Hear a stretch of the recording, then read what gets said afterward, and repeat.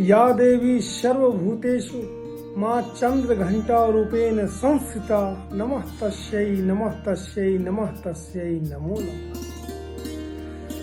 नमस्कार साथियों, मैं डॉक्टर असित पुनः एक बार उपस्थित हूँ आपके समक्ष आपके अपने चैनल अमेजिंग असित। दोस्तों, जैसा कि मैंने आपसे वादा किया था, माँ दुर्गा के हर स्वरूप की विवेचना आपके समक्ष करूंगा।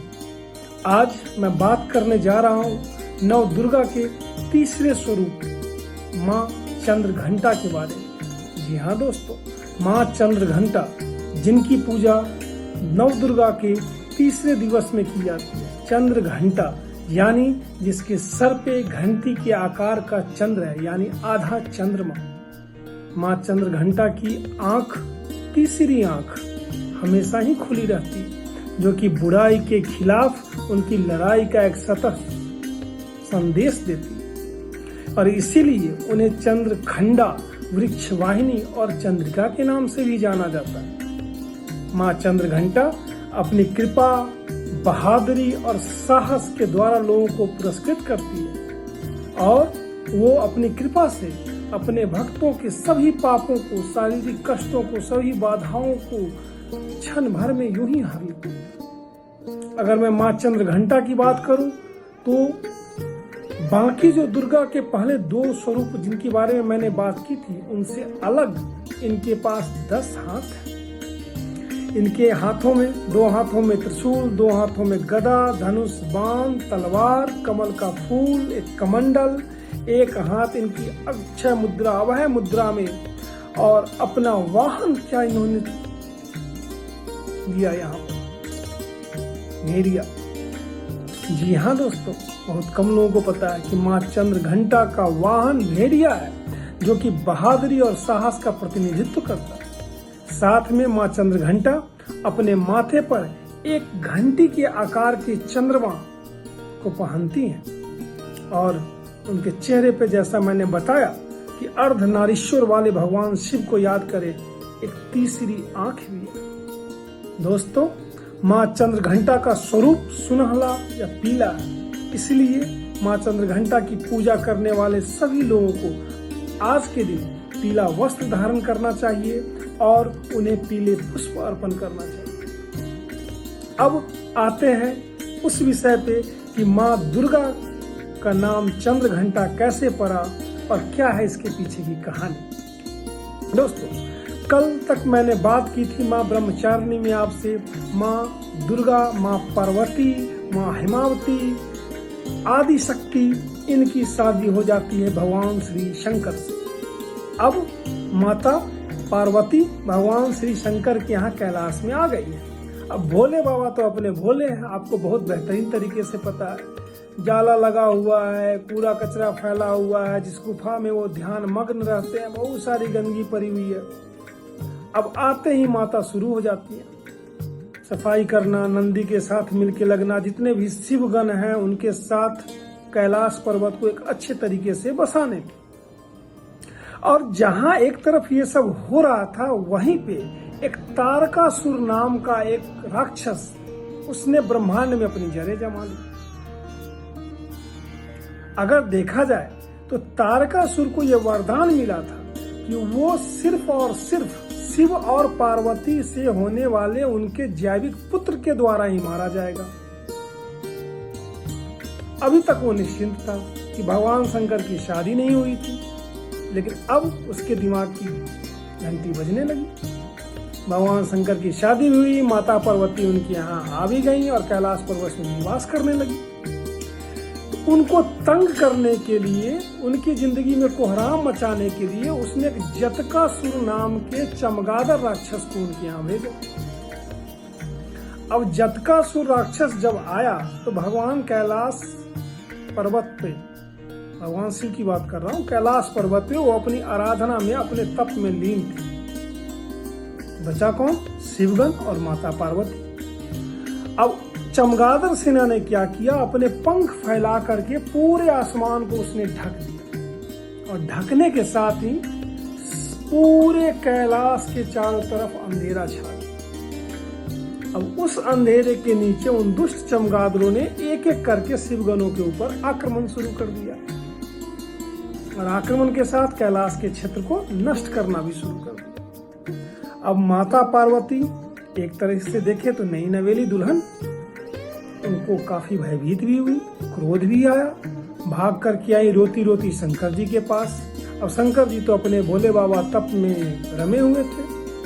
पहले तो उन्होंने आंखें नहीं खोली, लेकिन जब देखे कि माँ पार्वती रो रही हैं, फिर उन्होंने माता पार्वती को उनकी आंतरिक शक्तियों के बारे में याद दिलाया। उन्होंने याद दिलाया कि आप तो खुद ही शक्ति स्वरूपा हैं, आप तो खुद ही आदि शक्ति हैं, आपने तो खुद ही इस प्रकृति की आप माँ हैं। आप फिर यहाँ से लड़ने के लिए आपको किसी की आवश्यकता नहीं है। फिर माता पार्वती ने अपना स्वरूप जो है विस्तृत किया और चंद्रदेव से उनका समर्थन मांगा। क्योंकि चारों तरफ अंधेरा था तो रोशनी की आवश्यकता थी। फिर चंद्रदेव माता पार्वती के मस्तक पर आधे घंटे के आकार में या अर्धचंद्र आप कह सकते हैं के रूप में विराजमान हुए और फिर उसके बाद वहां प्रकाश फैला। फिर जो शिव के गण थे उन्होंने भी लड़ना शुरू किया, लेकिन एक बड़ी सेना चाहिए थी। फिर उस समय में क्या हुआ कि भेड़ियों का एक बहुत बड़ा झुंड माता पार्वती की सहायता के लिए वहां आया और वहीं माँ ने भेड़िए को अपनी सवारी बनाई। काफी लंबी लड़ाई चली। लंबी लड़ाई में माता पार्वती को यह पता चला कि चमगादड़ तो आसमान में सक्रिय रहते ही और वो इस तरीके से न मर रहे थे न भाग रहे थे, पुनः वापस आ रहे थे। फिर माँ पार्वती ने क्या किया, एक बहुत बड़ा घंटा लेकर के और उसको इतनी जोर से बजाया, इतनी जोर से बजाया कि उसकी आवृत्ति के प्रहार से, जी हाँ दोस्तों, फ्रीक्वेंसी ऑफ साउंड की बात कर रहा हूँ मैं, कि घंटे से जो निकलने वाली ध्वनि थी उसकी आवृत्ति इतनी तेज थी कि तीनों लोग उससे हिल गए। फिर चमगादड़ों की क्या विषय थी, क्या औकात थी, वो भागने लगे और इसी बीच उन्होंने जटकासुर पर छलांग लगाई, अपने भेड़िए की मदद से उनके पंख काटे और फिर उनकी हत्या की। इसी क्रम में उनके एक हाथ में आप चाकू भी देख सकते हैं, एक हाथ में आप घंटा भी देख सकते हैं और वो माता पार्वती का अभी तक का सबसे भयावह रूप था। कहने का मतलब ये हुआ कि माँ पार्वती ने खुद ही अकेले ही उस दुष्ट राक्षस का नाश किया। अब समझने वाली बात यह है कि देवी चंद्रघंटा का जो ये स्वरूप है ना, वो एक योद्धा के रूप में तैयार और बिल्कुल आक्रामक स्वरूप है। वो राक्षसों का मर्दन करने वाला स्वरूप है। प्राथमिक रूप से यह लगता है कि उनके प्रार्थना करने से लोगों को निर्भयता मिलती है। जी हाँ, उनके प्रार्थना करने से लोगों के अंदर जो दुर्बलता है, उनके अंदर जो कमजोरी है, जो मन के साहस की कमी है, वो दूर होती है। जो भक्त माँ चंद्रघंटा की पूजा और आराधना करते हैं, उनके अंदर एक दिव्य वैभव की भी आभा विकसित होती है। माँ चंद्रघंटा जहाँ एक तरफ दुष्टों का नाश करने के लिए तत्पर है, वहीं अपने भक्तों के लिए बहुत ही शांति और प्रेम तथा दयालुता बरसाने वाली माँ भी है। हमारे आज के जीवन में भी हमें कहीं न कहीं माँ चंद्रघंटा जैसे ही बनने की आवश्यकता है कि जब हम अपने घर में हो तो अपने घर को संवारे, अपने राष्ट्र को संवारे, अपने जीवन को संवारे। लेकिन जब उसके ऊपर विपत्ति बन के कोई बाहर का राक्षस आता है, उससे लड़ने के लिए हमें अपने अंदर की शक्ति को जगाना पड़ेगा, हमें अपने आप को पहचानना पड़ेगा। आज के डेट में हर एक मनुष्य असीमित शक्ति से भरा हुआ, हर आदमी अपने अंदर एक अजीब सी ऊर्जा रखता है, लेकिन अक्सर गलतियां कहाँ होती हैं? गलतियां होती हैं कि हम उसको पहचान ही नहीं पाते और हमारे आसपास में जो साधन उपलब्ध होते हैं उनको भी शायद हम समझ नहीं पाते। दोस्तों, इस दुर्गा पूजा माँ चंद्रघंटा के इस स्वरूप की दिल से प्रार्थना करें ताकि आपके अंदर का भय दूर हो, आपके आसपास का जो तमस हो, जो अंधेरा इस समाज की बुराइयों के रूप में चारों तरफ छा गया है, जो कहीं न कहीं हमारे राष्ट्र को, हमारे समाज को, हमारे घर को बिल्कुल तमसमय कर चुका है, बिल्कुल अंधकारमय कर चुका है, उस अंधेरे को दूर भगाने के लिए, विवेक रूपी चांद को अपने मन में लाने के लिए माँ चंद्रघंटा की आराधना करें। और उनसे आशीषित। मेरा ये वीडियो कैसा लगा आप कमेंट सेक्शन में जरूर बताएं। पिछले दोनों वीडियो के जो डिटेल्स हैं, लिंक है, वो भी मैंने यहाँ पे डाल दिए हैं। मिलते हैं कल माँ दुर्गा के नए स्वरूप को लेकर के और उसके बारे में करते हैं चर्चा। धन्यवाद।